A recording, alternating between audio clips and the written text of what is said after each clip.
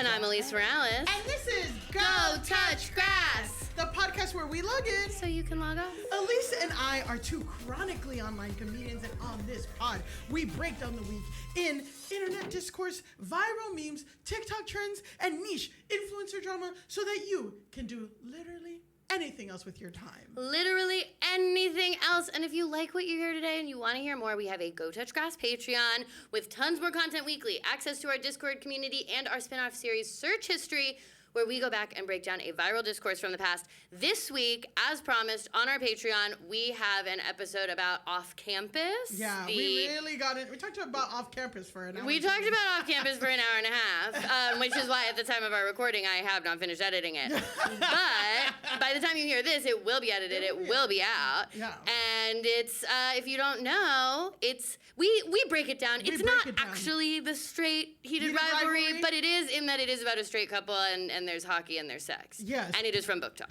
And also, it deals with, actually, it is kind of the straight heated rivalry because it deals with a lot of the power structures and all the things that straight relationships deal with. So it's very interesting. Very interesting stuff happening with off-campus. And off-campus will come up again today. Off-campus will come up again today. So if you want to have all of the context, go over to our Patreon to subscribe at the $5 level, and you will get that episode. You will hear about us talk about which one of the cast members we think is hot. Mm-hmm. Also, and we say all of them, kind of. I kind of say it's kind of like a Backstreet Boys version where the ugliest guy on off-campus I would fuck 8 more times before the hottest guy in Summer I Turned Pretty. Really? See, that's not. Yeah, we have a different ranking, but they are all hot. They all are hot. That's what I say about Backstreet Boys. Yeah. The ugliest guy in Backstreet Boys is hotter than the hottest guy in NSYNC.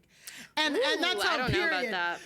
Also, check out if we should be qualified to say that on our YouTube, where we have full video episodes up every week with extra moments you don't get in the audio. And be sure to check out our website, gotouchgrasspod.com, for all things Grass Nation. All right. We've done it. We've done it. We did all of our housekeeping. And that's on housekeeping. And we can do that because we're Hispanic. Latina. And we can say housekeeping. We can make a housekeeping joke. We can say housekeeping. We can say housekeeping. Someone who can't, but it's okay. It's okay because they're here to do other stuff. They're here to talk about lesbian shit. They're here to talk about the stuff that we can't talk about. We can't talk about all the stuff they can talk about. Our guest today is a comedian and writer whose work was featured on the Las Culturistas Culture Awards upcoming, Big Shot on Disney Plus, and NBC Olympics. In case you missed it, a daily Olympic recap show for Snapchat. Let's give a Grass Nation welcome for Kate Zasowski. Woo! Thank you so much. Wow, welcome. I will not say anything. You immediately become quiet. Only Polish jokes and lesbian jokes and Polish. You know what? We haven't had many of those on the pod. We haven't had many of those on the pod, and I think that's an important voice because I feel like of the newest generation of white people, Irish, Italian, Jewish, I feel like Polish is the last to join the new ranks of white people. Well, it would take so many Polish people to count as one Irish voice. Well, Elise went to Poland. I did. I went to Poland to see the Eras tour. She went to see Taylor Swift. I'm wearing my Atlantic City Boardwalk Taylor Swift t-shirt right now, and it just happened to come up. Yes, I went to Warsaw to see Taylor Swift, and it was fucking awesome. Are you like a super fan who's gone many places, or I've only gone to that? I only saw her in Poland because the tickets were the least expensive. I'm the Swiftie of the podcast, though I do leave room for her to be criticized as a person. She is in the political landscape of being a Swiftie. I would say Elise is a centrist. She's not hardcore, but she still votes party line. Yeah. But she is a centrist in the Taylor Swift. I just want everybody in Mamdani's New York? In Mamdani's New York, I'm a Taylor Swift centrist. I'll say it. Yeah, well, I'll say it. And you're like, who's going to go to Midtown to see Taylor Swift get out of her wedding? Not Elise. No. But Elise will defend Taylor Swift's right to not have a +1 for single people. Okay, so yeah, I actually will. I don't think being rich means you have to allow every person in the world to your wedding. Well, and this is where we I agree, but yeah, this is the centrist of it all. Yeah, this is the centrist of it all. Well, where do you stand on the whole Gaylor Swift of it all? Have you guys discussed this? We have discussed it. We have discussed it. People got really mad the last time we discussed it. Yeah, I know. It's actually scary. It's actually scary to bring up. We're gonna bleep. We're gonna bleep this whole thing. Does that make me want to talk about it more? Maybe. Yeah. Well, listen. You can talk about it all you want. The verdict's still out if people will have something to say about what you say about it. Of course. Yes. Yeah, people have their opinions. But you sounds like you're a Gaylor. I went through a period where I was like I really drank the Kool-Aid. Yeah. Very strongly. I went down the whole rabbit hole. I mean, there are signs. Like you look at that photo shoot between her and Carly, you're telling me that doesn't look I think she's had some homoerotic friendships. Whether they've come to fruition or not, whatever. I don't think that she's not interested in men. I think what's on the table is bi. I agree. I think what's on the table is bi. Yeah. And basically this leads kind of into our first question. Are you bi?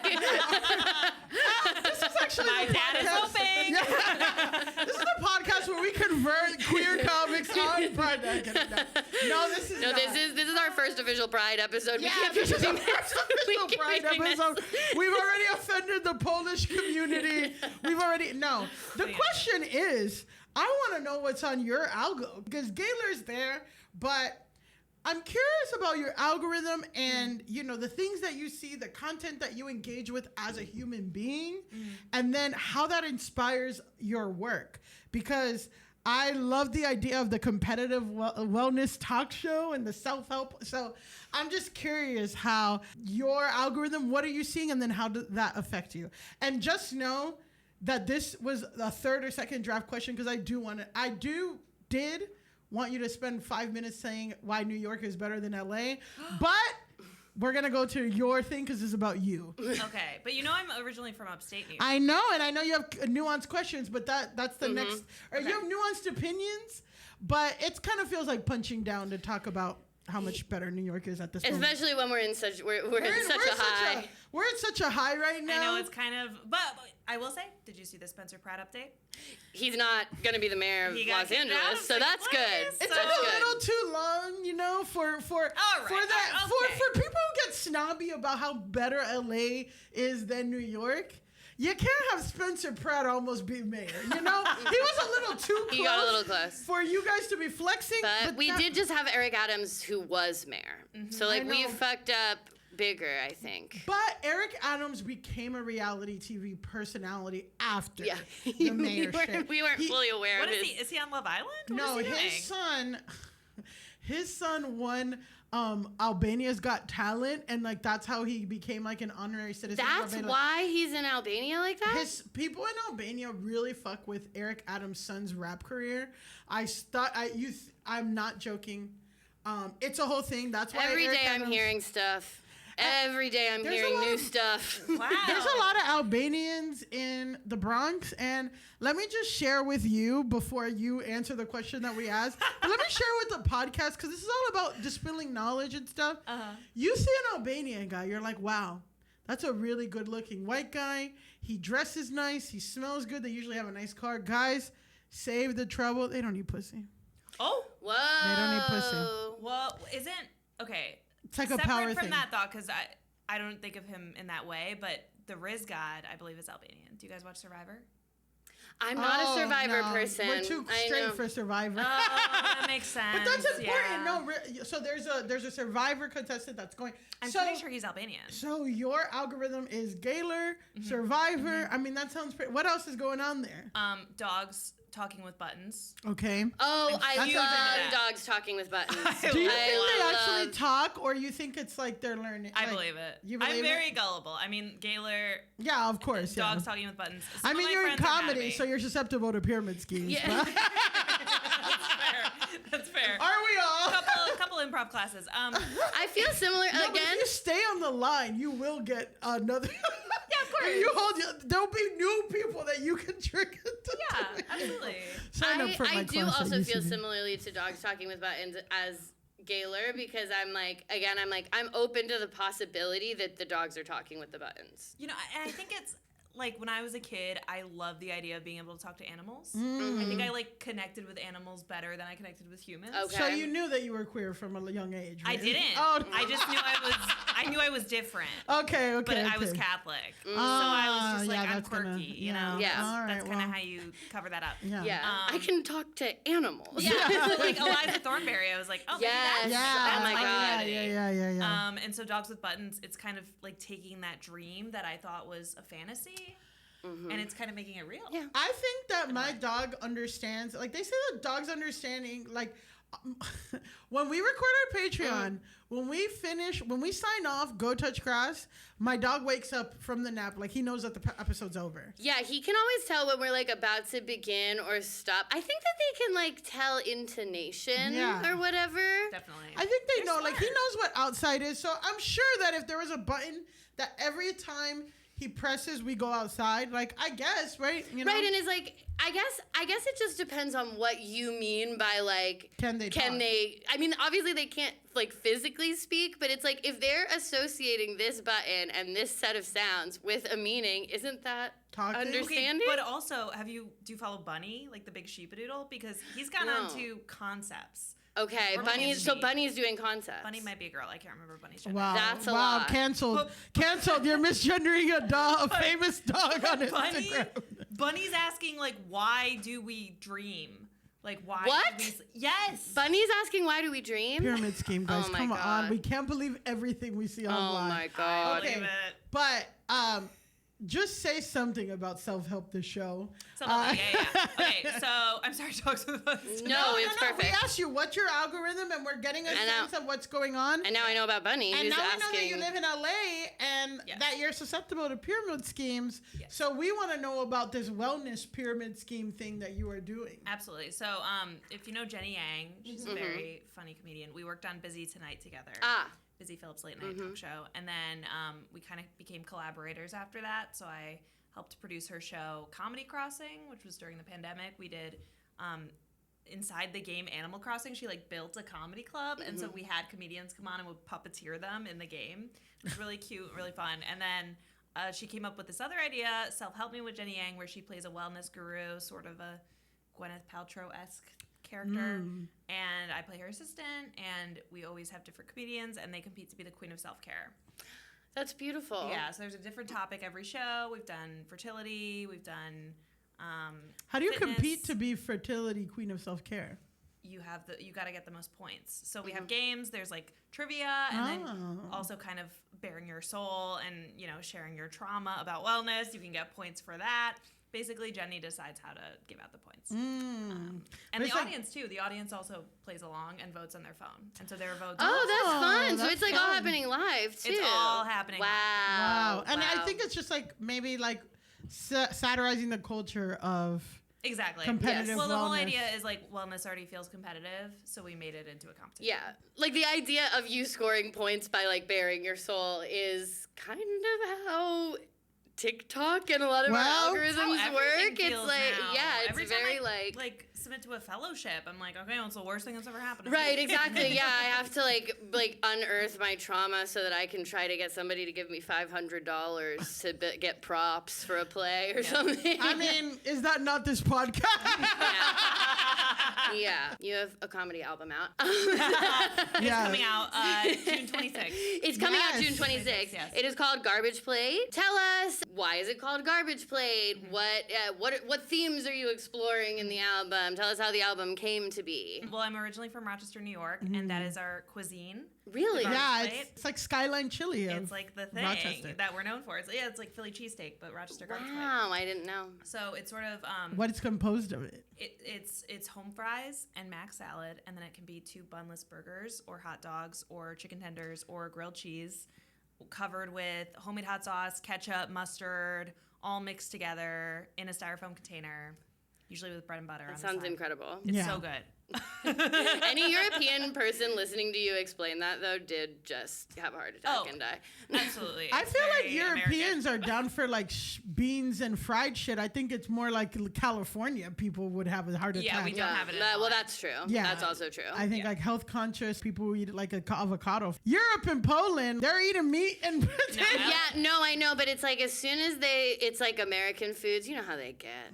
You know how they Yeah, but they also kind of love America. They love I that know. shit. Well, that's part of how they get. No, I'm sorry. My algorithm is people from Europe going to Target or Japanese people going to Trader Joe's or like they love this. They're like, oh my God, there's Airhead. This, which like we don't pay attention to that. But yeah, exactly. But Garbage Plate is insane though. It looks kind of gross. It's crazy. And LA would never. LA people would like have a spoonful and be like, oh my God, I'm so bad. And like save it for the whole month. But I love it. It's something that is very like nostalgic to me and comforting. It's like the ultimate comfort food and it's a great hangover food. So essentially the album, I talk about that and my upbringing and then moving to LA and figuring out my queerness, and I kind of compare the chaos of the LGBT community with a garbage plate.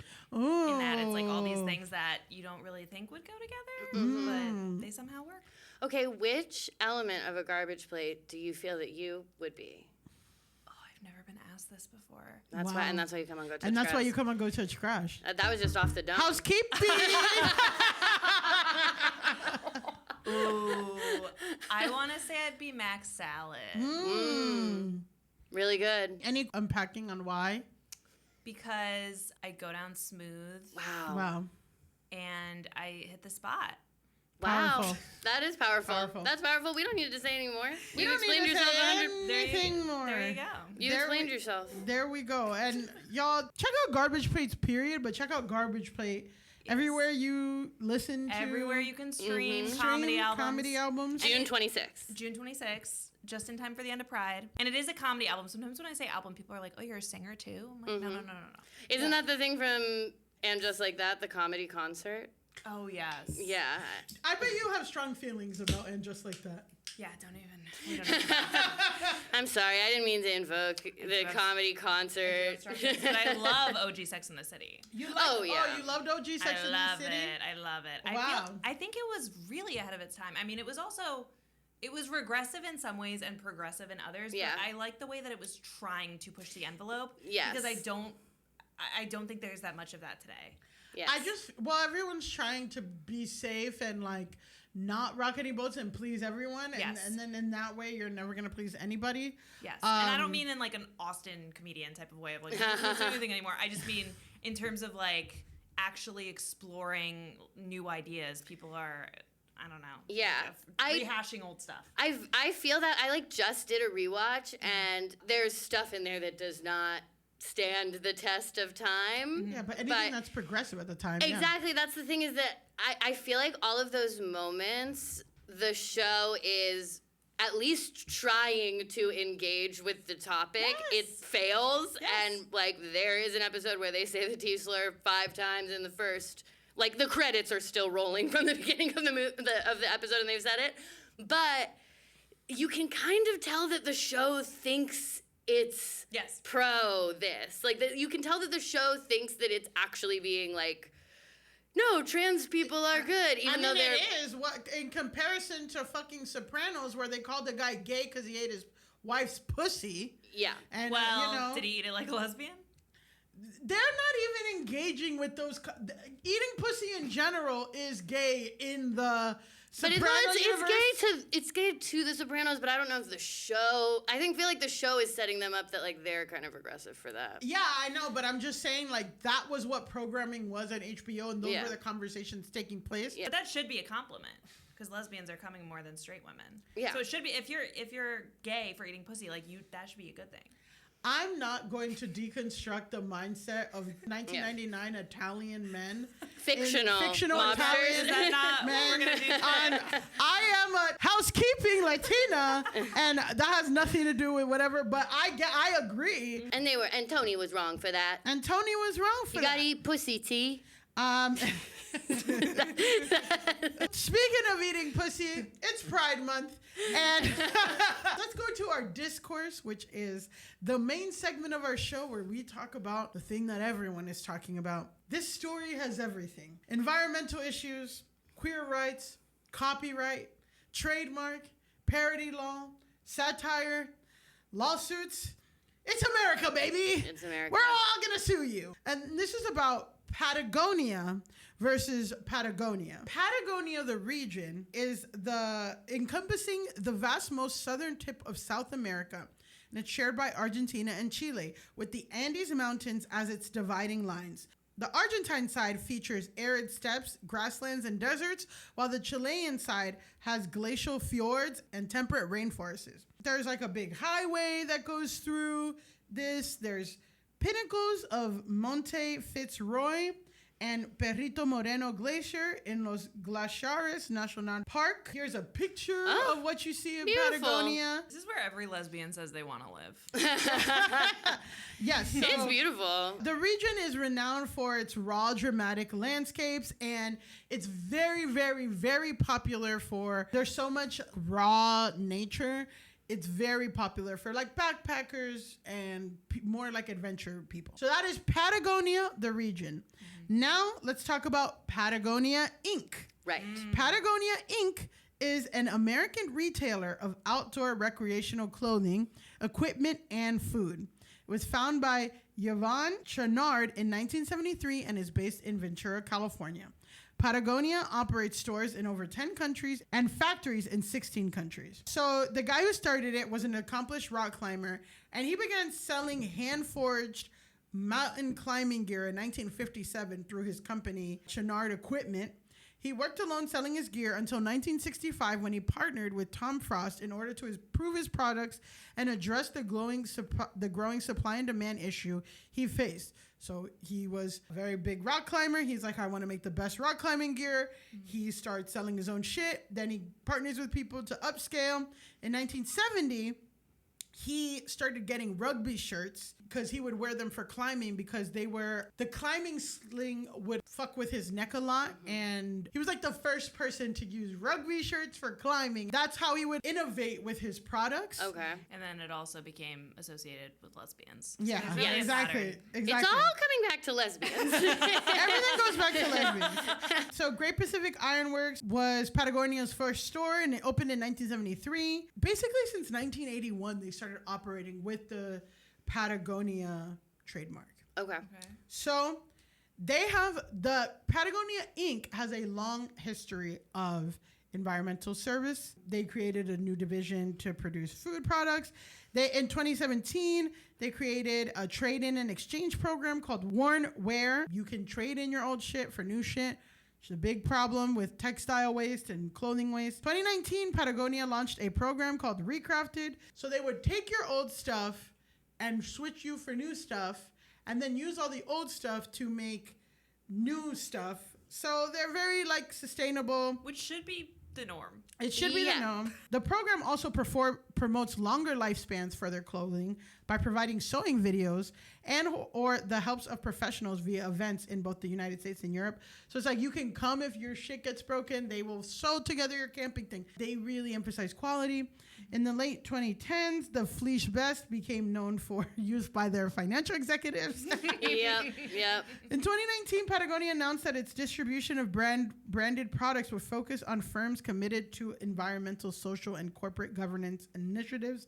By 2021, Patagonia announced it would no longer produce its clothing with added corporate logos to improve garment lifespans. This next part is really interesting as we're talking about like the history of this company. In September 2020, Patagonia announced that Rose Marcario would step down as its CEO and be succeeded by Ryan Gaylor. In 2022, Chouinard transferred ownership of Patagonia, all its voting stock, about 2% of total stock, to Patagonia Purpose Trust, a trust overseen by the Chouinard family and advisors. Chouinard's stated goal was for all profits to be used to address climate change and protect land. All non-voting stock was transferred to Holdfast Collective, a 501c4 organization.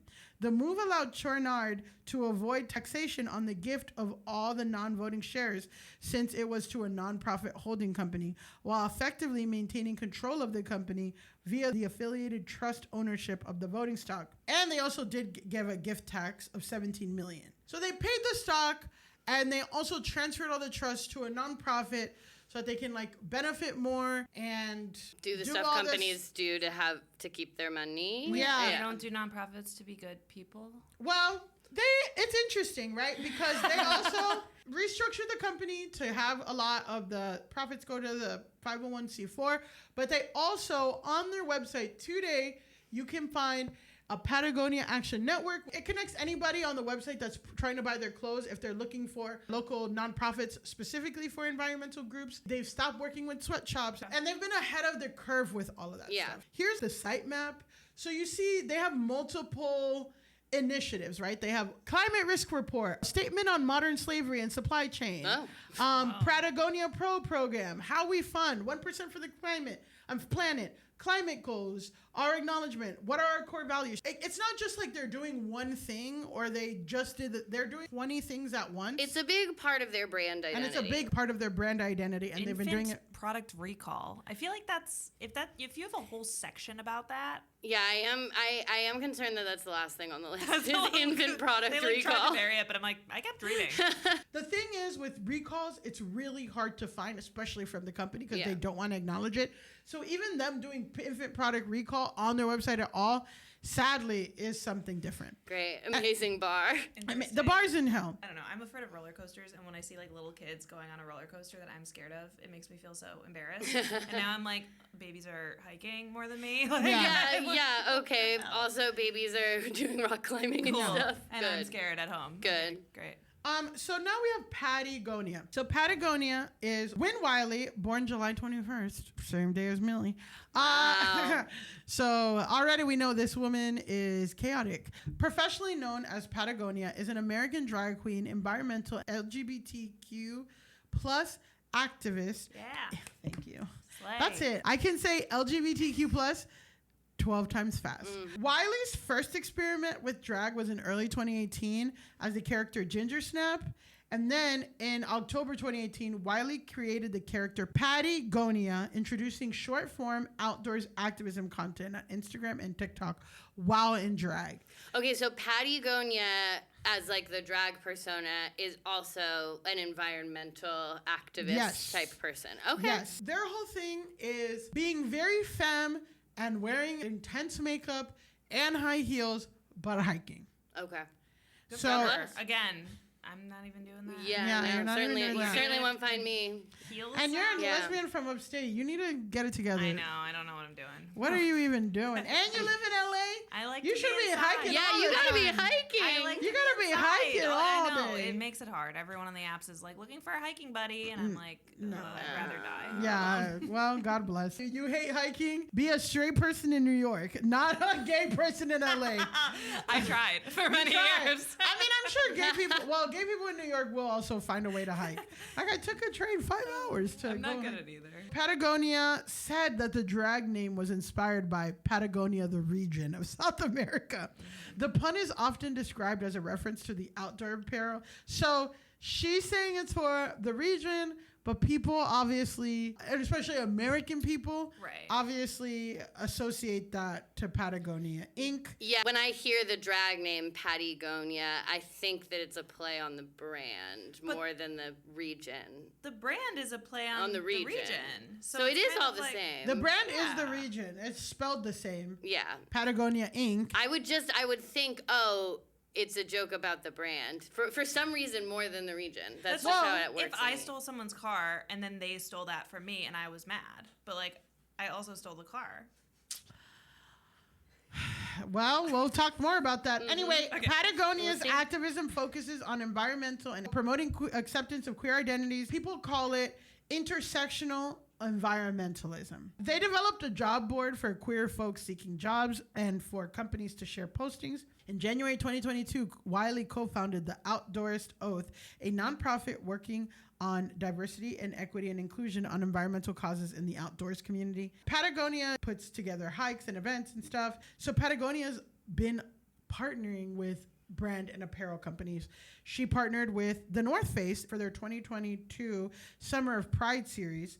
The series composed 4 outdoor community building events focused on local LGBTQ plus engagement and acceptance. Patagonia is a firm supporter of Palestinian nationalism and has spoken up against the Israeli government through the Gaza war. They attended the 2024 GLAAD Awards, holding a sign reading End Genocide and Ecocide in reference to the war in Gaza. In 2024, Patagonia hosted an environmental drag show called Anti-Plastic Fantastic, advocating against single-use plastics and the waste of not reusing clothing. In 2025, they gave a TED Talk about the role of joy in the fight against climate change and supporting queer rights. So that's the three characters. Okay. We have the region, the company, and Pattie Gonia. And it's interesting hearing everything she has spoken up about and them choosing to go after her now. You know, that feels maybe not a coincidence. Well, it's interesting because she didn't really start doing it until 2018, and she didn't really start going viral. She really started doing shit until 2022. It's not like she's been doing this for 40 years. How old is she? She's younger than me. Yeah, so I'm like, I mean, I guess To 1992. Okay. And the reason why you guys are speaking and why we're talking about this is because on January 21st, Patagonia filed the trademark infringement lawsuit in California federal court. I'm going to read what the lawsuit says. Okay. Here's the first page of the lawsuit. United States District Court for the Central District of California, Patagonia Inc. versus Entrepreneur Enterprises Inc., DBA, Pattie Gonia Productions, and Win Wiley. They did a complaint for trademark infringement, dilution, and unfair competition. Wow. So, this is what they say. Plaintiff Patagonia Inc. brings this action against Entrepreneur Enterprises Patagonia and its owner Win Wiley, collectively Patagonia, in response to defendant's recent trademark application claiming the exclusive right to Pattie Gonia. So this already is like they've asked Pattie Gonia to stop, and she wouldn't. So they don't want her using the name Pattie Gonia? No. Does it have... Well, now I'm going to show you. Yeah. Well, they're going to say why they were, right? Okay. This happened to Jan. Do you guys watch Drag Race? Yes. Yes. Because this happened to Jan. Exactly. Yeah. Well, this is related to Pattie's counterpoint. Oh. So let's just read what Patagonia. So Patagonia filed this complaint, and now we're going to see what they want in response to the application. So Patagonia actually did file for a trademark. Okay. So they said, stop using Pattie Gonia. She said, no, I'm actually going to file a trademark for it. So this is a complaint countering the trademark thing that Pattie Gonia already did, the drag queen. This is in response to defendant's recent trademark application claiming the exclusive right to the brand Pattie Gonia for, among other things, apparel, online marketing service, promoting public awareness, and or motivational speaking services in support of environmental sustainability. So this one says LGBTQIA2S+. Two-Spirit? Two-Spirit plus. Mm-hmm. See, they're so woke, they're using even like... Because they're trying to seem like they're the good guys. They're like, well, you can't be mad at us. Oh, so that's Patagonia's... This is Patagonia. Patagonia put LGBTQIA2S+. Okay, I see. So this is what Kate's picking up on. These products and services compete directly with the products and advocacy of which Patagonia built its Patagonia brand over the last 53 years. The trademark application reflects Pattie Gonia's departure from discrete use of persona to engage in activism and confirms defendants' intent to instead issue a wide-ranging commercial enterprise under Patagonia.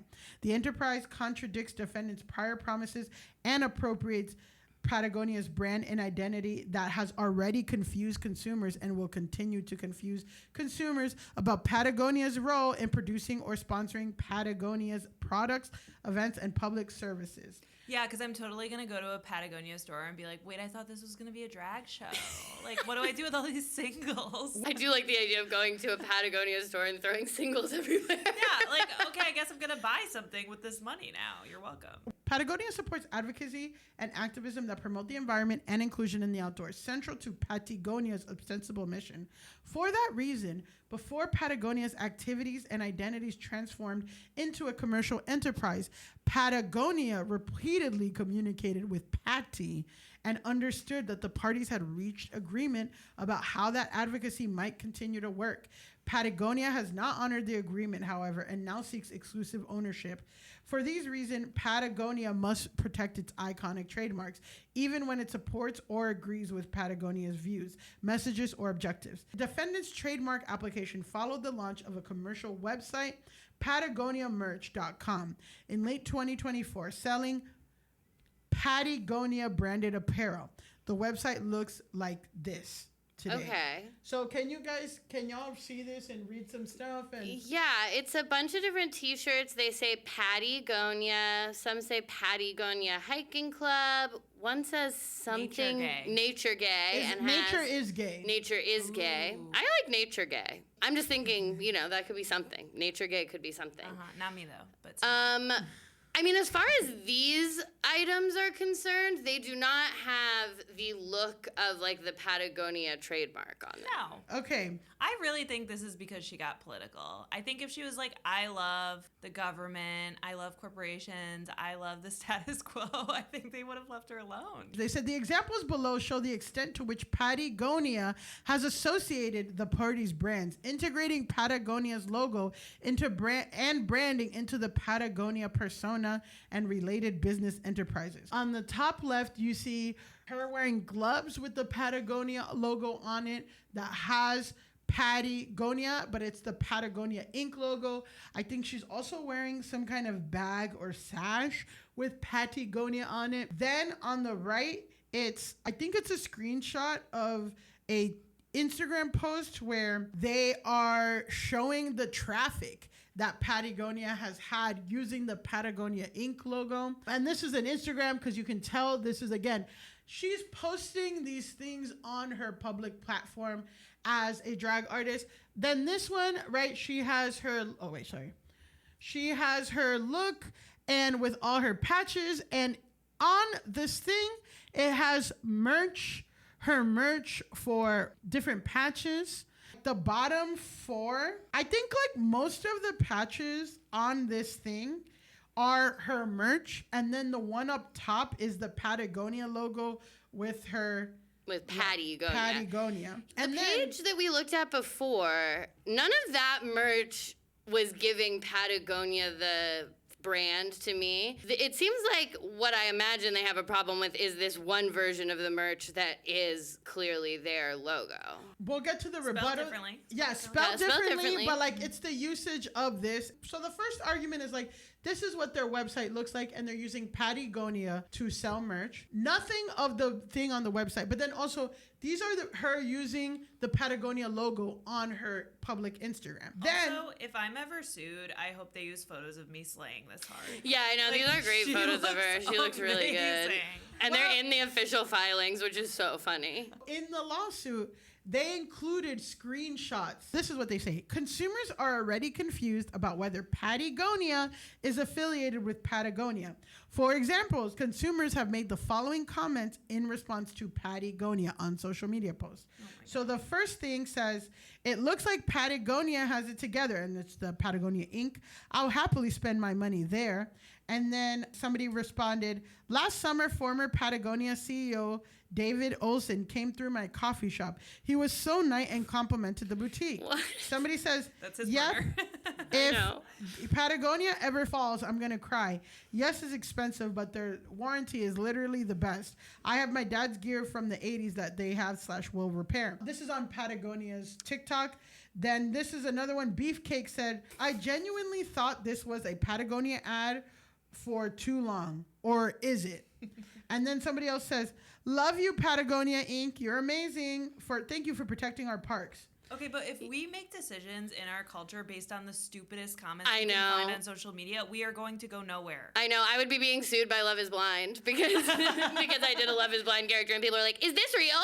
These are probably bots. Well, the one that's like last summer, former Patagonia CEO David Olson came through my coffee shop and he was so nice. I'm like, I need to know more about Andy or whoever wrote this before I believe anything. Yeah, I do just struggle because the comment section of any influencer's stuff is full of the dumbest. Yeah. I'm like, so this is what they're saying. Patagonia tried to work with Pattie to avoid this outcome. In February 2022, when Hydro Flask was discussing a collaboration with Pattie Gonia, Hydro Flask contacted Patagonia to ensure Patagonia did not object to the proposed collaboration. The parties met and discussed restrictions on the use of Pattie Gonia to protect against confusion about the source of products or advocacy connected to Pattie. Pattie confirmed an understanding that she must refrain from selling Pattie Gonia branded products or using fonts or designs that are substantially similar to the logos. Ultimately, Pattie ignored the agreement she had and began selling products under Patagonia in early 2025 after seeing Pattie Gonia selling a branded apparel on PatagoniaMerch.com. Patagonia asked that Pattie stop selling and abide from the 2022 understanding. Do they mean all merch that says Patagonia on it, or just specifically the one that looks like the Patagonia logo? They're saying all of it. I mean, whatever. I'm not going to like side with a corporation normally, but I get them being like, okay, especially if you're partnering with Hydro Flask, you can't use the one that like looks like it's us, because then people genuinely might think we're partnering with Hydro Flask and whatever. That doesn't matter to me, but I imagine it matters to the company. Fucking matters. It matters to the company. But it's spelled differently. Like it isn't there like parody law? I mean, I would think that it would be covered under parody law. That's kind of what like I would imagine. But what I'm saying is, I get Patagonia being like, look, do the collab, but like pull back on the one that looks like our logo specifically, because people are dumb and they don't read and they think that things are real. But you could also say The Onion, like, we can't do this anymore because people think it's news. No, but what is protected under parody law, and this is something that we just talked about in our satire conference that I did with The Onion. You have to go so big and it has to be super obvious that it's a joke. There's so many landmark cases where if the likeness, if whatever, they haven't. Pattie Gonia and Patagonia, I don't know if it's far enough. I get why the company would care about the version of her merch that looks like their logo. I don't understand why they get to have an issue with all of the merch generally that says Patagonia, because a lot of it doesn't read as a parody of Patagonia, the brand, at all to me. There's just one version of it that is the Patagonia logo. Well, the rest says like Patagonia and like, yeah, nature is gay and all this stuff. Like I wouldn't see a shirt that said Patagonia, nature is gay and be like, that's from the company Patagonia Inc. The one, and these comments seem to be in response to the one that like looks like their logo. So I'm like, I understand in the view of a corporation why they would care about their logo, but I don't understand why they would be able to control the rest of the merchandise generally. Probably because of her name, right? Like, yeah, but that's crazy. That is kind of crazy, though. Even though I do think that she's more parodying the brand than the place, but like the Patagonia is a place, and Patagonia is a different word than Patagonia. I feel like the usage of her using that brand name is kind of what got her movement, honestly. I don't know. I mean, I'm not to say I side with the corporation, but I certainly understand why you have to have control over who's using your logos. I don't know why she can't make anything that says Pattie Gonia, but also if her mission is to increase awareness for hiking for queer people, I don't think that that's contingent on her having a Pattie Gonia name. You're from fucking Bend, Oregon, and you were born in Lincoln, Nebraska. You think you really are going to say that you're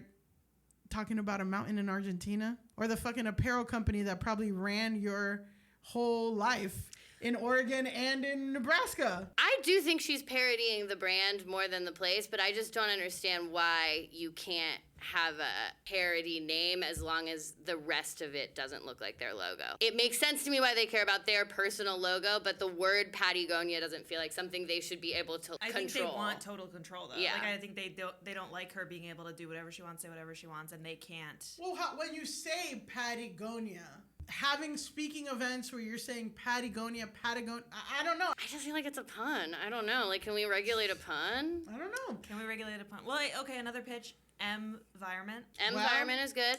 But also Patagonia, the brand, needs to be caring about its trademark and stuff, which I understand. Pattie Gonia has now built a brand with this name, and like changing your name is tough. Yeah. It's tough to change your name, and people don't realize, and all this stuff, and your channels have to change and your handles have to change, and it's actually hard to do. Like, it's not easy to rebrand yourself either. We've heard the players, we've heard Patagonia's argument. Now let's hear from Miss Pattie herself. Making my silence about the lawsuit that the multi-billion-dollar corporation Patagonia has filed against me, a drag queen and climate activist, for trademark infringement. Patagonia told the media they're only suing me for $1. What they're actually trying to do is to take away my name permanently and threaten me with more than $1 million in legal fees. This is not a brand conflict. This is a corporation trying to erase an activist. And this is how corporations bully individuals who cannot match their resources. Because this would take away not only my activism and my career, but also the livelihoods of the team I employ.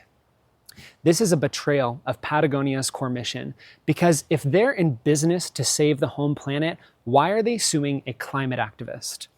Over the last 4 months since the lawsuit was filed, I've stayed silent, courteous, and worked every channel I could to resolve this without going to court. But in the end, I had 2 choices: the erasure of my name, my advocacy, my community, and everyone I employ, or to fight for myself and to fight for us. So I am fighting, and I'm inviting you to join me in a simple call to action. Patagonia, drop the lawsuit. And I want to tell you how this story started, because it didn't start with a lawsuit. It started in 2018 when I put on a pair of high heels on a backpacking trip and created my drag persona, Pattie Gonia, named after a region in South America called Patagonia, a name that predates both me and the clothing brand by 500 years. And since 2018, I've built a community of more than 3 million people, a nonprofit teaching allyship in the outdoors, hired more than 600 artists and advocates, toured drag shows nationwide about climate solutions, and together we've raised more than $3.7 million for nonprofits. So here's the part that made my jaw hit the floor. Patagonia, a multi-billion-dollar corporation, went to federal court in January to say that I am causing irreparable harm to their brand by doing, and I quote, motivational speaking services in support of environmental sustainability and organizing, arranging, and conducting trail and hiking events. Let's talk about that irreparable harm, because there's 3 things you need to know. First, the claims of trademark infringement. I have never used their logo, font, or anything from their brand on our merch website. Instead, the lawsuit cherry picks a few examples of playful parody and fan art and tries to spin those into some kind of vast use of their logo. Drag is built on parody, puns, and jokes, but I'm willing to never parody their logo ever again, aka never give them free PR ever again. 2, let's talk about the agreement or the understanding that people are saying I broke. There was no agreement. In 2022, when I was collaborating with a third party, Patagonia asked me to follow certain terms, and I did. That wasn't a broad agreement about my future. And 3, my trademark application. I filed my trademark application not to compete with a multi-billion-dollar corporation, but because of what happened to a drag queen named Lexi Love, whose name was taken from her by a third party after RuPaul's Drag Race. Within weeks, her bookings were canceled, music pulled, social media gone. I filed to make sure that that never happened to me, not because of Patagonia, because of anyone. And now let's talk timing. Isn't it interesting that Patagonia chose this exact moment in the height of anti-LGBTQ politics and attacks on the environment to sue me? They've known about me for 8 years, and the impact of this timing right now is serious and it's real. And I think they looked at this political moment and thought they could pull this off without pushback. But if Patagonia wants to celebrate Pride Month this year by taking a queer climate activist to federal court, then I am here to fight for myself, and I am here to fight for us. So Patagonia leadership, I want to speak directly to you. In 2022, your founder, Yvonne Chouinard, gave the company away to the planet to fight the climate crisis, transferring control into what's called a purpose trust. So I want to ask the people currently running the company a genuine question. Is this what he had in mind? Is spending the resources of that trust on lawyers and federal court filings to erase a climate activist saving the home planet? Is this what he and his children, who now sit in leadership positions on the board and the Purpose Trust, believe they built? And you know, Yvonne Chouinard said something that I think his current leadership needs to hear loud and clear right now, and I quote, "You are what you do, not what you say you are." That's not my quote. that's his. And if this lawsuit is what saving the planet looks like to Patagonia's current leadership, then one of us has profoundly misunderstood the assignment, and it is not me. And to my community, here's what I need from you right now. 1, join me in telling Patagonia, drop the lawsuit. Did you clock those earrings? Yeah, I mean, Carabiners. Looks amazing. The wig, very arresting imagery. Stunning. Yeah, I mean, I think she's very well spoken about the issue.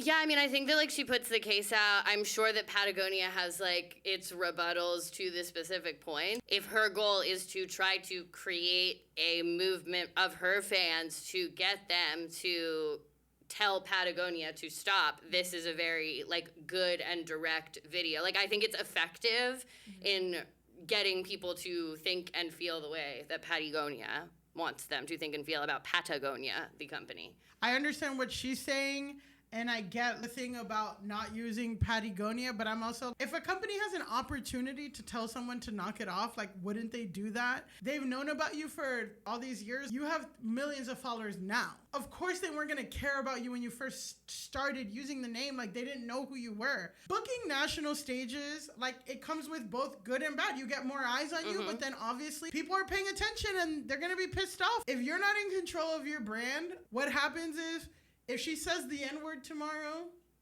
on a video, which is not unlikely, and not that she's racist or anything, but I'm saying, like, anything can happen. Anything she can happen. can have a video with the N-word tomorrow, and then it's Patagonia's racist. She could be yelling housekeeping. She can be yelling housekeeping. She could say the garbage plate sucks. That would be horrible. And Patagonia. So that's racism for me. That's racism for you specifically. I'm not going to act like there are no attacks on LGBTQ rights, but I don't think that a company pulling proof of you using their fucking logo on your social media with millions of followers and saying, we don't like this, is queerphobic. I don't know. I just think you can't, I'm not saying they wouldn't still go after her, but I don't think it's unrelated that she is practicing gender fuckery at a time where that's very much frowned upon and we're very much focused on the gender binary, and where she's speaking up for Palestine. Like, I think those two things right now would make a company sweat. It seems like they didn't have as much problem when it was just environmental activism. Again, I get a company caring about its logo and its brand. That doesn't matter to me personally, but I understand why a corporation does that and pursues that. I feel like it makes them look bad to include in the lawsuit, she was organizing LGBTQ plus bicycle things. I'm like, why is that in there? Well, if they...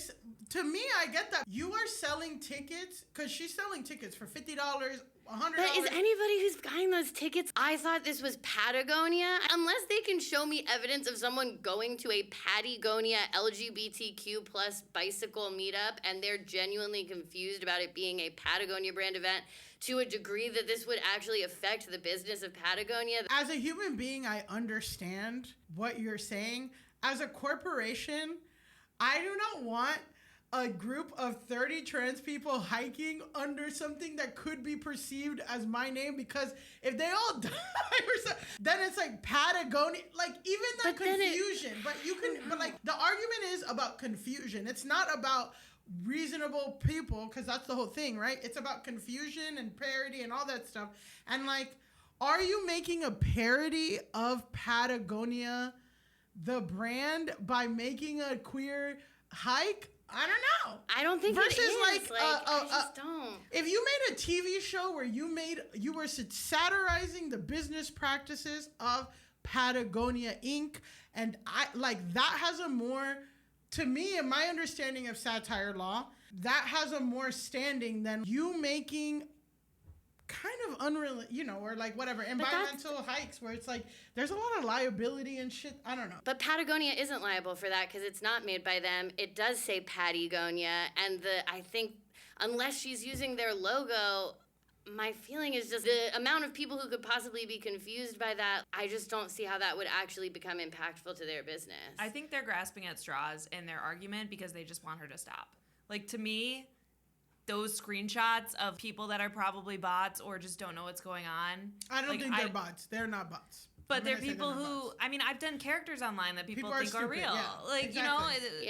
So that happens all the time. I don't think we can use that as an argument to shut her down. I just don't find their argument strong. You're pro drop the lawsuit, and you're pro drop the lawsuit.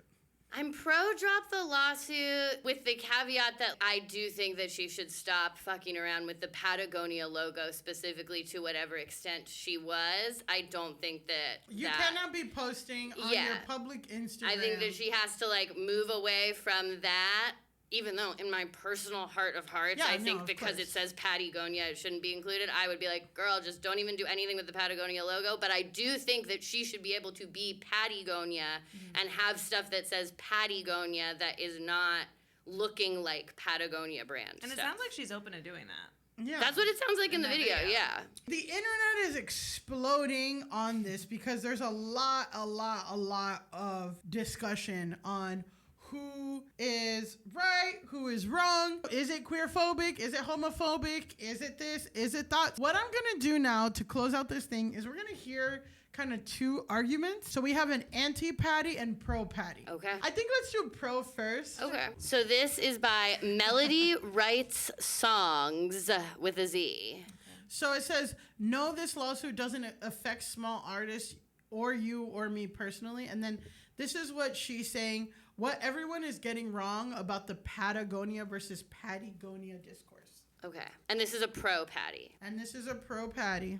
I guess I should have been able to tell by her glasses. Huh? I should have been able to tell by her hair and glasses that this was a pro-Pattie. Wow. Sorry. Hey, she could be a TERF. That's so true. She could be a TERF. That's actually so true. The way she could be a TERF, but the way she's actually not in any way. Get ready with me while I tell you my opinion on the Patagonia discourse. Hi, my name's Melody Walker. I'm a drag performer, a Grammy-winning songwriter, and I actually worked with Patagonia once on an environmental trip. And I gotta say, a lot of people do not seem to have their facts right on this case. A lot of what I'm seeing is people quoting Patagonia's lawsuit as if it's the gospel truth. Interesting choice. Okay, first, for the people arguing parody use, that has nothing to do with Trademark, so we can sort of throw that aside. But people are bringing it up because they have seen the Patagonia logo that says Pattie Gonia as part of Patagonia's drag looks. The fact that you need to know is that Patagonia is not trying to sell that as merch. It's protected as part of their drag costume, but it wouldn't be protected if they sold it. Does that make sense? Some people have said that they've seen a sticker, but as far as I know, that was fan art. And while it probably wasn't even smart for Patagonia to share that on their social media, it doesn't actually mean that they're violating Trademark. Okay, the other thing that y'all really aren't understanding is that Patagonia's lawsuit is trying to prevent Pattie Gonia from selling merch. And if you're a touring musician like I am, I'm at the Stone Pony right now, about to play with my band Bertha, Grateful Drag, you know that that would absolutely hamstring any performing live touring operation. Pattie Gonia needs to be able to put their name on their merch. Patagonia, the apparel company, is saying that they can't get a trademark to do that, which isn't actually really a problem. Most bands, most touring outfits don't actually trademark their name for a very long time because it's expensive. And as people have mentioned, it also requires defending it in court, which means legal fees. So most people don't. Pattie Gonia didn't really need to. However, perhaps there have been problems with people trying to sell knockoff Pattie Gonia merch. And if they want to defend themselves against that, they would need a trademark for their name, Pattie Gonia, in apparel as a category. Patagonia, the brand, is asserting that there will be some kind of confusion between the name Pattie Gonia and their name, Patagonia, in the apparel category. But I'm not confused. Are you confused? Somebody in my comments was saying, what if Pattie Gonia tried to sell their stuff at Cabela's or Bass Pro Shop next to Patagonia? But that is clearly not what Pattie Gonia is trying to do with this. They are just trying to protect their own merch business for their own performing drag career. To see other LGBTQ creators on here arguing against that is really, really baffling to me. Like, what are we doing? Who are we siding with? Both of them do a bunch of environmental advocacy, but literally no one is confused between the high-end outdoor brand Patagonia, and a drag performer named Pattie Gonia. Now, it may be true that Patagonia had to defend their trademark, technically, but they had to defend it against people using Patagonia, not Pattie Gonia. I just don't think that there's a meaningful confusion here. And as I've said before, I'm pretty cynical about this sort of thing, and I think it ultimately has been kind of great press for both of their brands because there's no such thing as bad publicity, right? We are all talking more about Patagonia and Patagonia than anyone has for a long time. So, like, work. That's how I feel about it. Work. The thing that made me laugh was just the idea of like, Pattie Gonia merch at a Bass Pro Shop or whatever. Like a place that sells Patagonia would be selling Pattie Gonia. Pattie Gonia is doing collabs with Hydro Flask and other competitors and other people in that category. So is Pattie Gonia gonna sell something in Bass Pro Shop? Would there be a Pattie Gonia water bottle collection? Like, I think I'm only bringing this up because of the Hydro Flask thing. Yeah. Sure. I just, when I think about drag is about heightening and play. And I don't think that merch for a drag artist is going to look like Patagonia. Yeah. Like, I just think it's going to be obviously different. And I think we can't think about the one person who might be confused and make all of our decisions based off that. Okay. I think there's reasonable belief that you could understand the difference between the two. Yeah, I just feel like they're spelled differently. So, like, it is... I don't feel like Patagonia should be able to have a say over the use of Pattie Gonia because they are two different things, even if one is a play on the other one. And also the fact that they're both based off the same thing, just to me makes it even more... Yeah, which is also a place. Patagonia? Yeah. Well, it's at the end of the day, two white people fighting over the Patagonia, land in Latin America that was colonized by the there is something very interesting about the dynamics. To wrap up this segment, I wanted to wrap with the anti-Pattie. Okay, let's go. We'll get an anti-Pattie. What if it was me? Wouldn't that be exciting? Yeah. So it says, hot take, Pattie Gonia knows they're in the wrong, and here's why you should stop hopping on their bandwagon. Yeah, this is by Delaney X Clara, so I'm just gonna... Respectfully, Pattie Gonia knows they are in the wrong with this lawsuit, and you should not be hopping on the Pattie Gonia bandwagon right now if you claim to love artists or be against AI. Pattie Gonia has built a platform on yellow journalism tactics that they are now also employing against Patagonia, the brand. And this creator summed it up really well, and pause to read if you need it, but if you find the original thread, you will see that trademark lawyers all over... The thing that she's posting is there's a screenshot that says from @DXT Rose that says you cannot simultaneously attack Patagonia for defending their trademark from infringement while almost also claiming to be anti-AI because you're on the side of the artist. Copyright and trademark law matters to the working class artists who make the shit that you enjoy that ends up copyrighted and trademarked. Unraveling those protections so a social media drag queen can profit from someone else's trademark sends a dangerous precedent for creatives everywhere. Defending that isn't defending corporations. This take. Additionally, this is not the first time Pattie Gonia has irresponsibly used their platform to be a detriment to society as a whole. And that's speaking as someone who used to be a fan with them until I had my own personal negative interactions with them. One of the more recent obvious ways they irresponsibly used their platform was actively discouraging people to vote for Kamala against Trump. Based on a single voter issue, which the Biden administration had negotiated a ceasefire successfully, that was violated within weeks of it being implemented because who got elected? And then a few years ago, they made a video talking about research I actively worked on in fuel reduction, wildfire mitigation. And they were actively spreading misinformation that is harmful to us actually being able to do something productive about how bad wildfires are. I had stitched Pattie Gonia's video, making a kind response, asking them to, hey, instead of reading a script you got from an organization that's spreading misinformation, it would be really cool if you could platform actual people who have worked on research in this area to explain their research. In which I found out directly from the organization that they had paid Pattie didn't disclose it, all to spread that misinformation. I also left a comment on the original video telling Pattie that, hey, I'm a big fan of yours, but I worked in research in this area and you're spreading really harmful misinformation. Please, please, please platform actual scientists and researchers in this area to explain what they are actually researching. Because again, the information that they were spreading is counterproductive to us actually meeting sustainability goals in the United States. Pattie responded along the lines of, you're an idiot, do your own research. And when I responded with, gee, thanks, I'm actually the name attached to the research that you are misrepresenting in your video. My name did the research that you are claiming to cite here. Comment deleted, me blocked. And I shared my side of the story and it went semi-viral a few years ago, but I don't know where that video went now because I can't find it. I know I didn't delete it. Additionally, I know one of their exes and they hung around the outdoor industry in my hometown for quite a while. I'm sorry. I'm sorry. I'm sorry. I thought it was really funny. We gotta finish this because this is a personal grievance, but I think it's pretty funny that it's like, here's why. We have to finish it.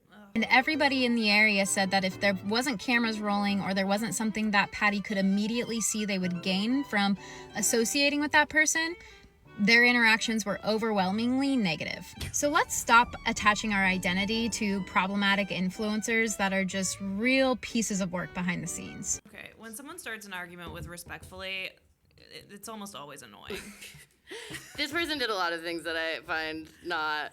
I don't agree with the you can't have a problem with Pattie Gonia versus Patagonia and still have concerns about AI thing. No, that was feels the most like straw man argument I've ever heard. Yeah, it feels very straw man to me because my personal opinion is I think Patagonia has a right to come after the one that looks like their logo, but Pattie Gonia, the word, I don't think belongs to them, and I don't think that is also in contrast with me thinking that AI shouldn't be able to like scrape the internet and steal people's work. A lot of the sentiment online is like, how dare Patagonia ever do a lot, like ever even whatever.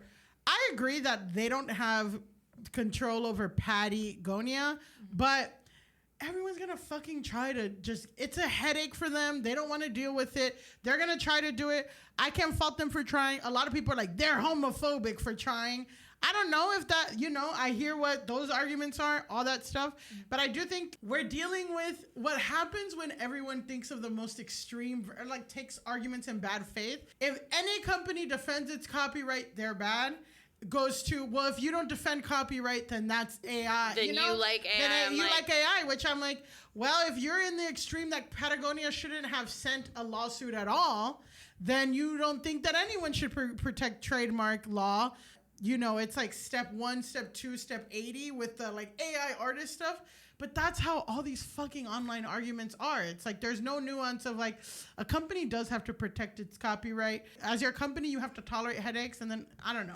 Like the AI thing really makes me mad because satire and parody are some of the oldest forms of comedy. Like satire traditionally was used to punch up at the people in power for when people were peasants. And so the idea that we're conflating that with AI, which is this brand new, not human-made technology. It's like on the opposite end of the spectrum of satire and parody. The argument against people using AI is that it scrapes everything and nothing is sacred or protected. Sure, but I think there's a difference between human beings wanting to make satire or a parody of something versus letting the machines do whatever they want. I just feel like this person, this girl obviously hates Patagonia. Yeah, I was like rolling my eyes the entire time because I'm like, oh, this is a personal beef. This is immediately personal, whereas I feel like the first person who was the pro Pattie person, at least they had like an argument they were making of like, this is what this is and this is why it shouldn't apply. This person threw a bunch of like really intense stuff out there and then was like, and I know their ex and nobody likes them. And I'm like, that's fucking, you kind of disqualify yourself to me when no actual argument is really being made and you're just saying like, I fought with her online. I fought with her online and her ex says this. I'm like, that doesn't matter to me. She misrepresented a thing I researched on is not I fought with her online.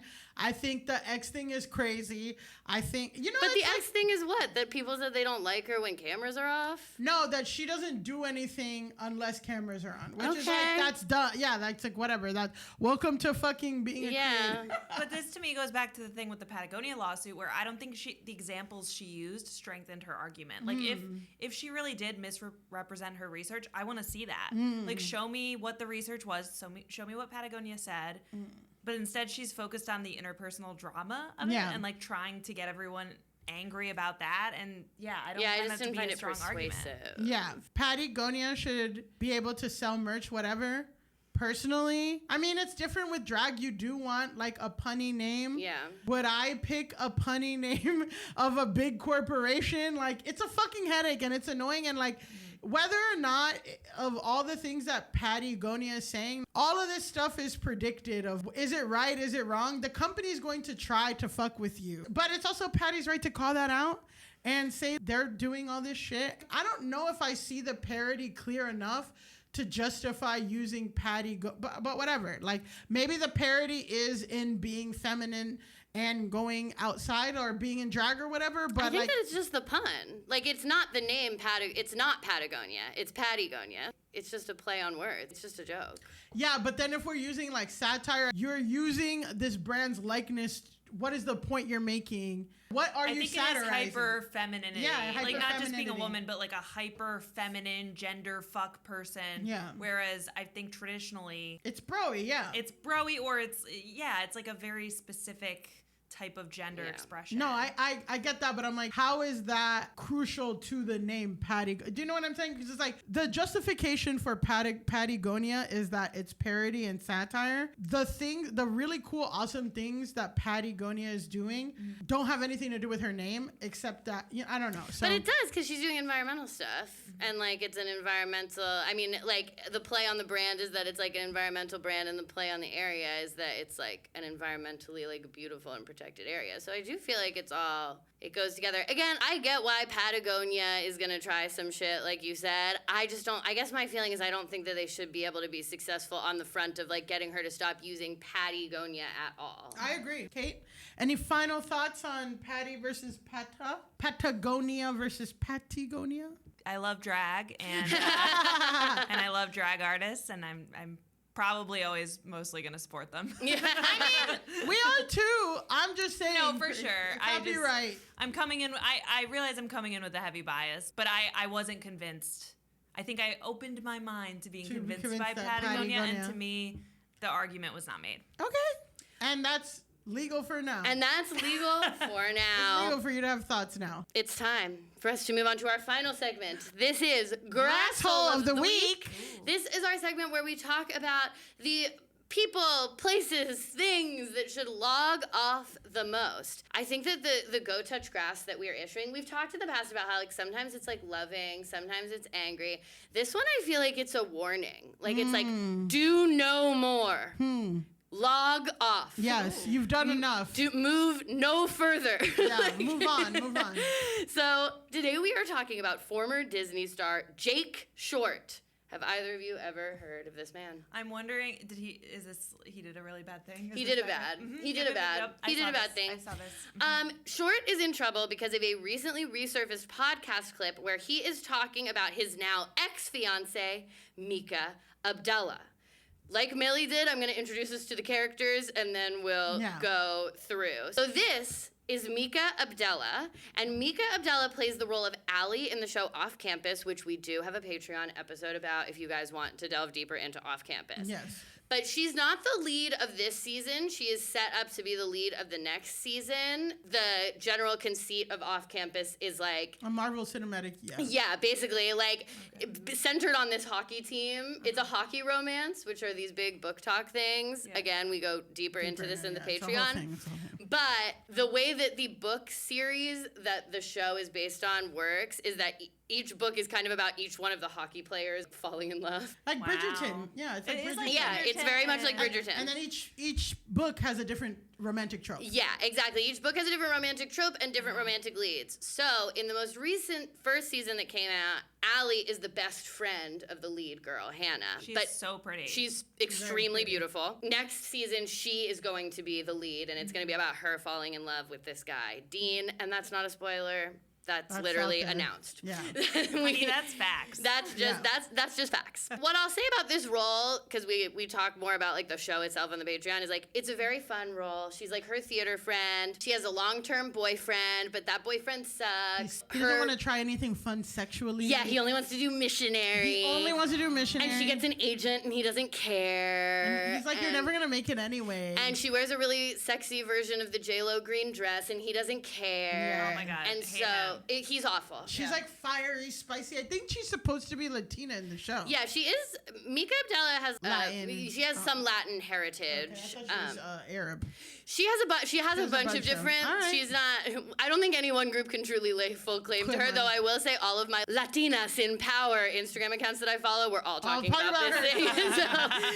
There's a lot of Latinas with Arabic heritage. A lot. Yeah.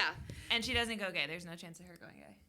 No. I think like in the show she would eat a pussy or something. I think like, in the show. It sounds. I mean, theater major. They all. Yeah, have, like, I think coke like orgies. everyone's fluid. In the like, show, she would know. have a bypassed, but her end game is definitely this guy Dean. In the that's show, just in the like show. that's Got just it, what's being. Well, it's true to life. There's a non-binary person in off campus that I was like, this person would never be in this. It's a non-binary person who runs the Hockey Du Mois on campus. Hockey Du Mois is run by a non-binary with a mullet, and I'm like, this would never work. And then you find out they grew up white trash, and you're like, okay. Okay. They're like, are we gonna go visit mom in rehab? And I'm like, absolutely. Okay. Someone on the writing staff. Yeah, someone knew something. And there's gay stuff happening on off campus, but not with her. But you gotta look deep. Yeah. Into it. Not that deep. Not that deep, but I don't think any of the central couples as of yet are gay. As of yet, we for sure. we could maybe they will do what Bridgerton does and like gender swap a couple in the future. I don't know. Either way, Off Campus came out. She has a big role. She's starring in season 2. Off Campus did really, really well. It got 36 million views in the first 12 days for Amazon Prime. Yes. She's not gonna go gay. It literally says man behind her head. It does say man. Amazon. It does. Oh, that's Amazon. That's the bald man. But Amazon's very happy with her because they've made a lot of money. Her background is that she had previously been a child actress. She's in some Hulu comedies, including this one called Sex Appeal that people liked. And then she was also, when she was young, she was in this Netflix series called Project MC, and then it's a 2 that's like, I don't even know how to show you this. It's Project like MC Squared. MC Squared. Yeah, I don't. MC Squared. Okay, Project MC Squared. Yeah, like the formula. I don't know. Okay, fine. Right? No, you're correct. I'm just. She thought it was like Norwegian. I literally don't know what. This is not a math podcast. I thought it was maybe like an element or something. You know how like elements that will have like attached. Yeah, like H2O. Like the 2 will be like lower or like it's like attached. Because I thought it was something like that. But because it is a show promoting STEM to young girls, but I was thinking the science part of STEM. I wasn't thinking the math part of STEM. So it is what it is. I also can't tell how popular it was, but it might mean that she's like more recognizable to Gen Z to Gen Alpha or Gen Z, people than we would. But most of the off-campus people are like new faces, but she might be like the most famous of the off-campus people. Josh, the guy who plays Justin, was in Heartbreak High, which is an Australian show. That's like the Australian Skins or Degrassi. It's interesting. I learned a lot about Australian culture and who they call black over there. It's crazy. Well, anyway, she was in this STEM thing. I don't know if she has I don't know if like this was watched in school or some shit, but it came up on all of her stuff. Yeah, I mean, the point is that we never heard of this bitch until she was on Off Campus. She was on Off Campus. Now we'll go to her former fiance, Jake Short. This is a beautiful picture of him in a little newsboy cap. We're getting the full vibe. Okay, Elise, this is my thought. He looks like AI generated. Like if you kind of collaborate all field.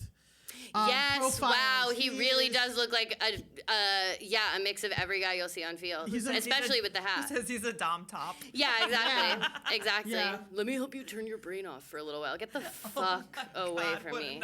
Get the fuck away from me. He's the type that would swipe right on me, and I'm like, huh? When I see guys like that, I'm like, what do you think is good? Like, what are you trying Happily to do? partnered with the most amazing woman. Want to punch you in the stomach. I'm like, okay. He runs this. For sure. Yeah. For and look, sure. Well, first, what happens to me, sorry, we will No, we can do this for as long as we need to. I always get like a white guy who looks like this, and it's like happily partnered, and then I'm like, oh, hell no. And then I swipe 3 pictures, and then his wife will always look kind of like me, and I'm like, this is fucked up. Yep.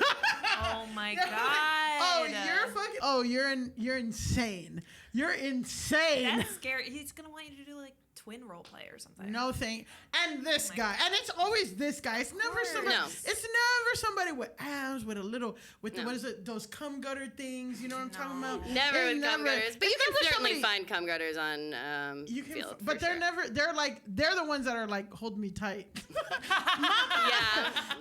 And then the guys who are like, I'm a dom. I will smack the fuck out of you. They all have this little hat on. They all Into my have red this little room. hat on. They all have this little hat on. on. So the point is, Jake Short is a 29-year-old actor. I'm not sure if I said, but Mika Abdel is 26. So That's they're Okay, like- she's 26. It's where he keeps his dominance. in Yeah, that. exactly. It's like Ratatouille. Milady. There's like a little. Yeah, oh my God. There's like a little dom in It's like there. controlling the whip. Yes. Wow. Okay. He's like spit in her mouth. Anyway, we have to continue, but this is really special, and this riff was really special.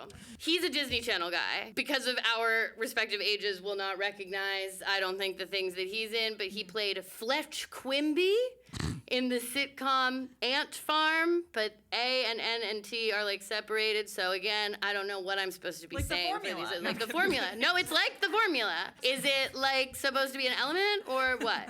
Anyway, Ant Farm. He plays Oliver in the Disney series Mighty Med and its spin-off series Lab Rats Elite Force. So this kid's fucked up. Yeah, he he's had a doing- fucked up childhood with parents who used all the money in his trust. I feel like at least he's later season Disney, but you know. He looks like he would wear Patagonia. He does Well- look like that. He does. He did a British sitcom called The First Scene, and then The First Team, and then in 2022, he met Mika Abdallah on the set of the Hulu comedy Sex Appeal. Most fatefully, on November 16th, 2022, he started his podcast, Hit the Break, with Bradley Stephen Perry, who I think is like a fellow actor. This would eventually become the Sit and Chat podcast, which is with the two of them. So they met on the set of Sex Appeal. They get engaged in May of 2025, him and Mika. They broke off the engagement in June of 2026, shortly following the success of Off Campus. So Off Campus comes, it like blows up. He and Mika split up. They announced this via a joint statement to Us Weekly. So they say, due to recent interest in Mika's personal life, it would feel remiss to not address that her and Jake are no longer together. They continue to support each other and remain on friendly terms and kindly ask for privacy and respect. So that ended their like 4-year-long relationship. And they probably have to put it out now because season 2 press is gonna get real it's gonna get real steamy. Yeah. Who do you think got to keep the hat?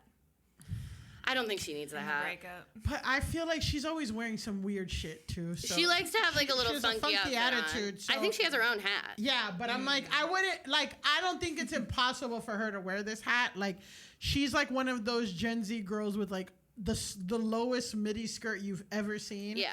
Wearing an insane hat, like. And Yeah, I do whatever. think she would wear this hat, but I feel like she has her own hat. Okay, that's 2 for 1. But also, I'm like, well, she's also getting poppin' right now, so not surprising that they broke off right after she got poppin', and not surprised before they have the steamy season 2 promo. Exactly. So, okay, I'm kind of like extrapolating this next bit. The announcement comes out. It's a very like standard PR announcement, whatever.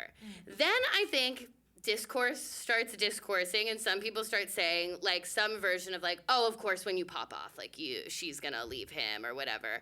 Or on the flip side, some people are like, she popped off and he can't handle it. Like people are just chirping about their relationship. Nobody knows. Then, because Off Campus has this ravenous fan base, I feel like the true Mika as Ali stans start digging around to find stuff that makes her look good and him look bad. And boy, did they find something. So now we get to a point where a clip resurfaces of the Sit and Chat podcast. This clip itself is from 2024, but it resurfaced on June 2nd. I don't want to say exactly this is the origin, but this next tweet in this next slide, I believe, is the clip that resurfaced it. It's in response to the announcement of them saying that they're like no longer engaged, and I believe that this is where it comes from. So now we're gonna watch this clip of the Sit and Chat podcast.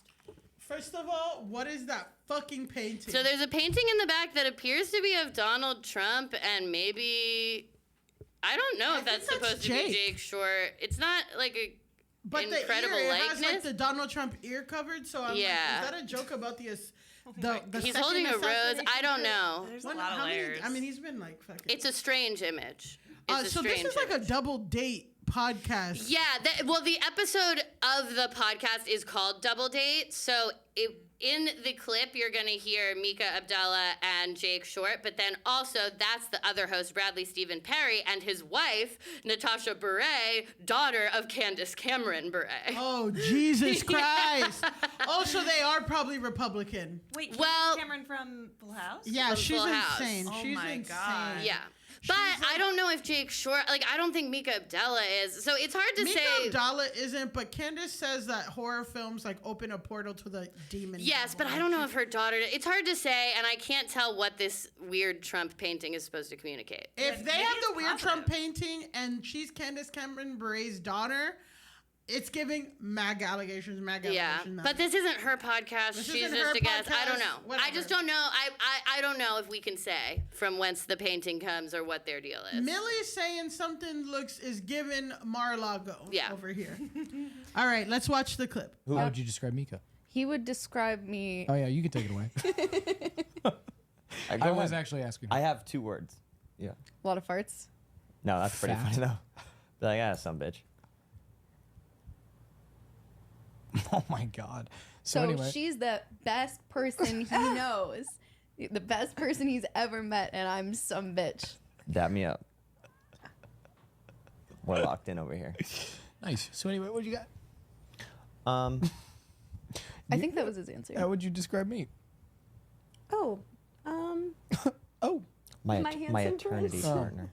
Okay. Yeah, Jake and some bitch. Thank you for being here. I'm just happy to be here week in, week out. yeah. My gosh. Anyway, hey, thank you for watching the Sit and Chat. I actually said my other description while you guys were Eternity talking. partner. Eternity partner. You were 7? Can I have your shirt? It was a hotel room. So it was cold. dark. It was musty. Give her your Give shirt. your shirt. I'm really I'm not cold. taking it off. Sorry about that. I Dennis, can you turn off Boobs the are gonna be AC? exposed. Please just give your Can you turn off the give me AC, that Dennis, shirt. please? your great No, tank. please give me I'm not Jake, doing that. give her the I shirt. haven't been to the Oh, gym. I have a sweater. Do you want a sweater? Dennis, can you turn the AC off? Maybe. I have a white sweater. Okay, and let's Turn it see on. what happens. Okay. Okay, that's the clip. Reactions to Pride the Month. clip. Yeah, this is truly the most straight nonsense of straight nonsense. I feel like seeing the full set, I do think that the Trump painting's supposed to be a joke. But either way, here nor there. Yeah. Here nor there, what do you think of the clip itself? What was his objective? Was he just? You said, was this after their breakup? No, this was before. This was when they're still together. I think what had happened is immediately prior to this, the other 2 couple, Candace Cameron Bure and the other host, had been asked to say something nice about her Or describe your partner describe to your us. partner, and the other host had said Right. something nice about his wife.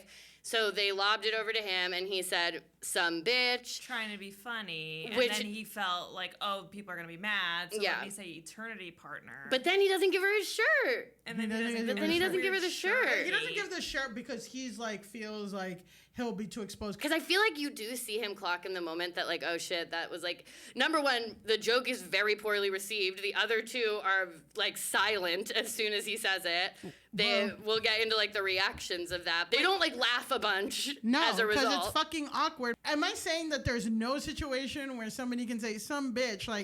That joke only works if it's couched in between loving praises. Yeah. and all the banter is going. Yeah. And we're both it's also a power thing, right? Yeah. Yeah. She clearly was not thinking that was funny or in on it. She Yeah. Was, Yeah. She was like, oh, you're just gonna be mean to me. Well, that's kind of that's kind of the criticism of men comedy and men jokes and men humor and men trying to be funny to other men is ha, look how much I don't give a shit about this girl, or Oh my God, look at how literally, stupid these women are. I was at a hotel for a wedding yesterday, and while I'm waiting to get picked up by my friends, I overheard the men at the front desk talking about women in a derogatory manner, being like, oh yeah, should I date this bitch? I don't know, she seems really high maintenance, and then someone else was like, oh yeah, I saw her fat ass swinging around here yesterday. And I went up to them and I was like, you should not be talking about women that way. That's really disgusting. And not out in public in front of all. I mean, you shouldn't be doing it at all, but And the guy not where said- people can fucking hear you. I really appreciate that. Yeah. Because Clearly to him, pissed. he's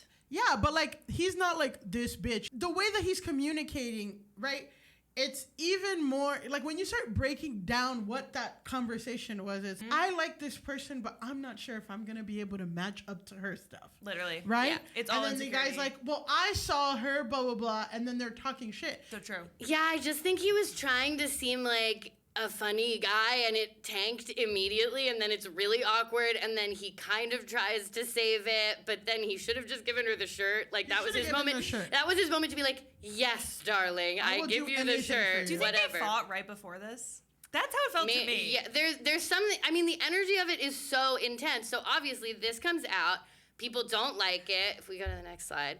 So these are just some of the replies. Oh, I'm happy for her. Like, even the other couple were weirded out. Whoever the other woman is, Natasha Bure, is literally could not believe her ears. That's so fucking insane. Why would he say that? And then also, if you go to the next one, so this like reaction shot of the two of them the moment he says it. Shocked. She looks shook, and she does not like stop. She at one point she's just like, oh my goodness, like she does That's why I'm saying stop. MAGA. Her mom is the like head of Christian family movies. Like they thought Hallmark like Christmas movies were too woke because there's some black people and queer people in it. Yeah. I'm saying her mom is super MAGA, but also even if she's not MAGA, they're very, very, very Christian. She's not even saying, "Oh my God." She said, "Oh my goodness." She said, "Oh my goodness," and this guy next to her is like, "Some bitch, my girlfriend." She's like, the men in my family just think that. Yeah, exactly. Yeah. You're not supposed to say it You're out not supposed loud. to say that out That's loud. How disgusting. dare you? I'm supposed to feel it in my household chores and in the division of labor in the home. I feel like if someone says this in a couple, 5% of the time they are the strongest couple you can imagine. But the other 95%, it's garbage. Well, yeah, it's like I Garbage do plate leave coming out June 26th. Thank you so much for that. I do leave space for like people to have inside jokes with each other, or like for couples to have like a playful energy with each other, or friends to have a playful energy with each other where they're like playfully roasting each other, and it's understood between the two people that like we don't actually mean it, and you say things between someone you have like a level of intimacy with that you go over wouldn't and say. kiss her, and then like she's whatever. So but that bitch doesn't. that I love. But that like isn't the energy of this clip at all. It's immediate lead balloon. As soon as he says it, everyone is like, ugh. Especially since these two are their close friends. This is speaking to a larger dynamic also, that the two of them might be like, oh God, he's doing this again. And also she's so beautiful, and he's like the amalgamation of every man on Hinge, Field, it's whatever. So crazy. And like I have straight friends who are dating lovely guys, and then on the other side of the spectrum, I hear these stories that are just horror stories, and I'm like, what is the point of putting up with this behavior? It comes out also just again in like an upswing of like interest and attention on her. She just played this role. She looks great in the role. She's very beautiful. She's very charming. She's about to be the new lead of the new season of this thing people like. So, one more slide. Sentiment against him is immediate. Like, oh, he's a pathetic loser. I'm glad she's free because what the fuck? Like, all these people just start being like, okay, now we're totally against him. We're totally on the side of her. Pretty quickly after this, the Hit the Break podcast disappears from everything, which, you know, sucks to be the co-host, I guess. So it's like, then we're keeping the feed on if we gotta cancel. Like, we gotta cancel. On June 5th, they release a joint statement to Us Weekly again. So it's the two of them release this statement. Oh. We've seen the conversation around clips of us together when we were in a relationship and people making harmful and inaccurate assumptions about our dynamic. Read the joint statement from Abdallah, 26, and Short, 29. The former couple noted to us that they were in a loving, respectful relationship for 5 years, and it's hurtful to see playful moments dissected in a way that did not reflect the respect and love we had and still have for each other. So that statement came out on June 5th. I mean, maybe they were together for 5 years. Maybe she is just like, I don't want this drama. Like, maybe she just wants it done. Like, why do you think she would choose to do it with him? Maybe she feels this way. I don't know. She's 26. Even if the guy that you dated from 21 to 25 or 26 is an asshole, which who knows, you still don't want, even if anybody that I date at any age is an asshole. I don't want my fame to be harassing this person. So I get that. And also the first guy you date, that's like deep. Like you're going to feel super defensive and protective against him. He probably asked her to do this as a favor to him. Yeah, and there might be an element of like, maybe she feels embarrassed that all these people are seeing her ex talk bad to her. And like she herself is like, no, it was a joke. Because like she feels embarrassed by it. Like it might also be like painful for her. To see like, for everyone to see like, oh, that's how he talked to me. Yeah. I don't think that feels good.